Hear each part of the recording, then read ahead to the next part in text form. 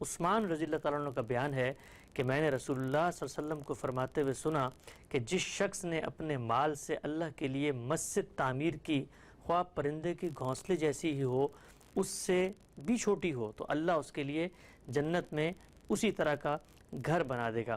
بیان فرمائیے گا، ہمارے ہاں عام طور پر جب لوگ مسجد کی تعمیر کرنا چاہتے ہیں، مسجد کے حوالے سے لوگوں سے امداد بھی طلب کرتے ہیں، یہ کام بہت زیادہ ہمارے یہاں کوئی محمود کام نہیں سمجھا جا رہا ہوتا۔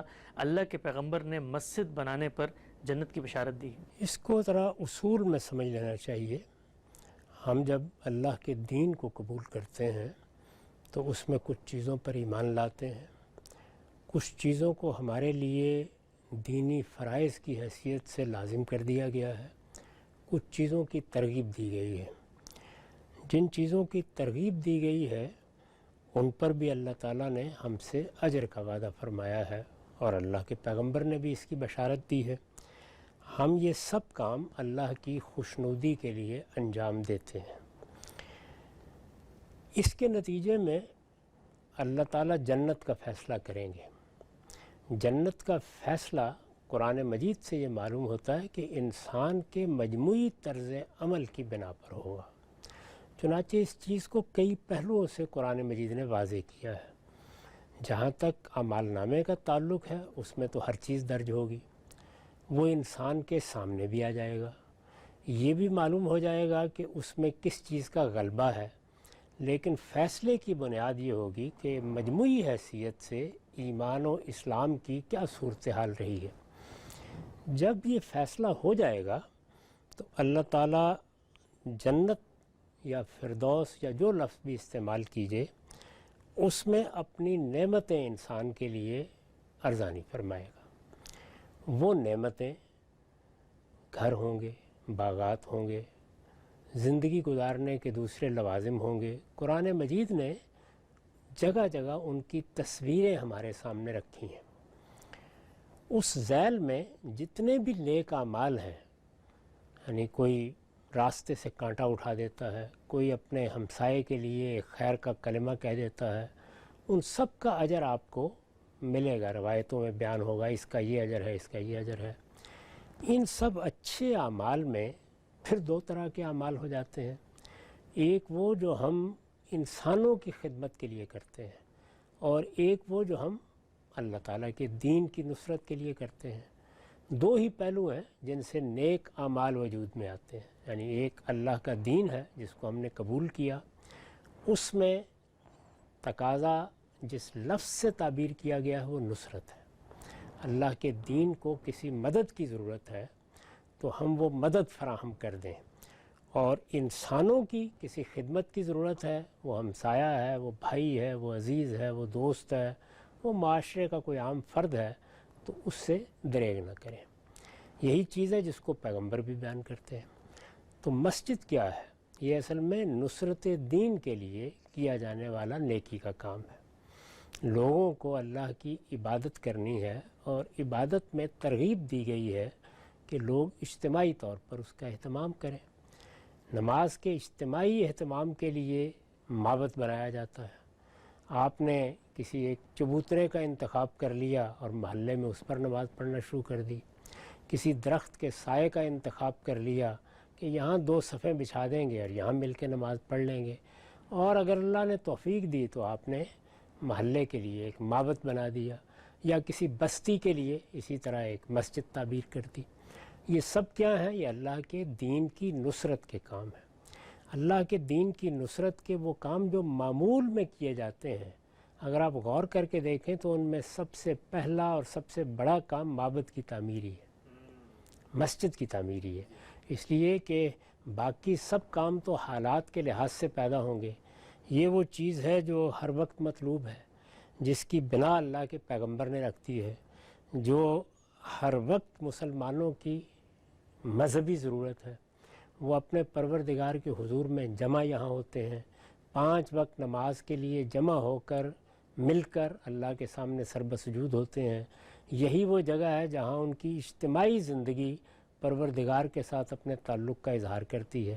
تو اس لیے دین کی نصرت کا پہلا کام جو ہر وقت مطلوب ہے وہ مسجد بنانا ہی ہے۔ تو اس کی اس اہمیت کے پیش نظر اللہ کے پیغمبر نے بھی بشارت دی ہے اور یہ کہا ہے کہ اگر کوئی آدمی مسجد بناتا ہے تو وہ بڑا نیکی کا کام کرتا ہے۔ میں نے تمہید میں جو گفتگو کی وہ یہ بتانے کے لیے تھی کہ ایسا نہیں ہے کہ ایک آدمی نے ڈاکے ڈال لیے، لوگوں کا مال لوٹ لیا، لوگوں کی عزتوں پر حملہ کر لیا، دھوکے دے لیے، رشوت کھا لی اور کھلا لی، اور اس کے بعد مسجد بنا کے وہ جنت میں اپنا گھر بنا لے گا۔ اس میں یہ بتایا گیا ہے کہ جنت میں جانے کے لیے کچھ اور چیزیں درکار ہیں، وہ تو کرنی ہی ہیں، یعنی ایمان درکار ہے، اسلام درکار ہے، اعلیٰ اخلاقیات درکار ہیں۔ جب تم نے اپنے آپ کو کامیابی سے جنت میں داخل کر لیا تو اب جنت میں جو نعمتیں ملنی ہیں وہ 10 گھر مل جائیں گے، وہ ایک بڑا علاقہ مل جائے گا، وہ محلات مل جائیں گے، یعنی نعمتوں کا جو تصور ہم کر سکتے ہیں۔ ظاہر ہے کہ جنت کے بارے میں جو کچھ بھی کہا گیا ہے وہ قرآن نے واضح کر دیا تو متشابہات کے اسلوب میں ہے۔ ہمیں جہاں جو نعمتیں میسر آتی ہیں ان کے ساتھ مماثل ٹھہرا کر بعض چیزوں کا تصور قائم کیا گیا ہے، ان کی حقیقت ہم یہاں نہیں سمجھ سکتے۔ تو اس ذیل میں یہ خبر بھی دی گئی ہے۔ ایسے ہی آپ کو بعض روایتوں میں دوسرے نیک اعمال کے صلے بھی ملیں گے کہ یہ ہوگا تو یہ مل جائے گا، یہ ہوگا تو یہ مل جائے گا، لیکن وہ جزواً مؤثر نہیں ہوتے۔ پہلا مرحلہ یہ ہے کہ جنت میں داخل ہونے کا اہتمام کیا جائے۔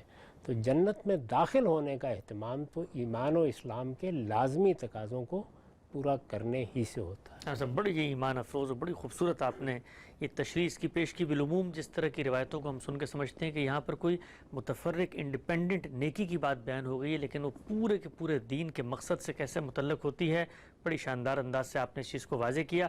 اچھا ہم صاحب یہاں پر یہ بھی بتائیے کہ خود پیغمبر صلی اللہ علیہ وسلم نے دین کی خاطر اللہ کے حکم پر جب ہجرت کی اور آپ مدینہ گئے تو وہاں پر جانے کے بعد بھی جو سب سے پہلا کام آپ نے کیا وہ مسجد کی تعمیر تھی، اسی لیے کہ جو لوگ وہاں پر جمع ہیں وہ اللہ کے لیے جمع ہیں، اللہ کے لیے سب کچھ ہو رہا ہے، تو پھر پہلا کام تو اللہ کے آگے جھکنے کے معبد کی تعمیر ہے نا۔ تو یہ بھی یہی تھا کہ مسجد نبوی کی جو تعمیر ہوئی ہے بالکل ابتدا میں، اس کی وجہ بھی یہی تھی۔ دین کے اعمال میں سب سے بڑا عمل نماز ہے، یعنی آپ اللہ کے حوالے سے جو کچھ کرتے ہیں اس میں دوسری عبادات بھی ہیں، دوسرے مراسم عبودیت بھی ہیں، لیکن جو چیز ہماری زندگی بن جاتی ہے، ہمارے روزمرہ کا معمول بن جاتی ہے، وہ نماز ہی ہے۔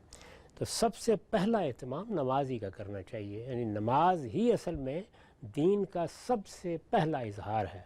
اگر نماز نہیں ہے تو پھر باقی دین کے وجود میں آنے کی توقع ہی نہیں کی جا سکتی، اس کا کوئی امکان ہی نہیں ہے۔ پہلی چیز ہی یہ ہوگی کہ بندہ اس بات کا اقرار کرنے کے بعد کہ میرا پروردگار ہے، میرا خالق ہے، اور مجھے اپنے وجود کو اس کے سامنے جھکا دینا ہے، اس کے لیے خود اللہ کا قائم کردہ طریقہ نماز ہے۔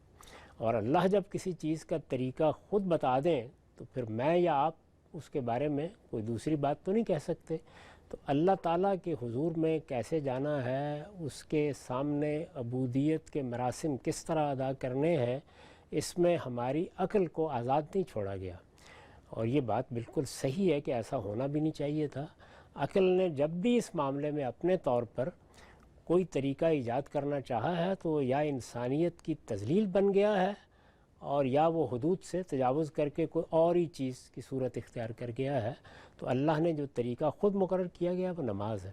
نماز سے ہی زندگی کی ابتدا ہونی ہے، دینی زندگی کی۔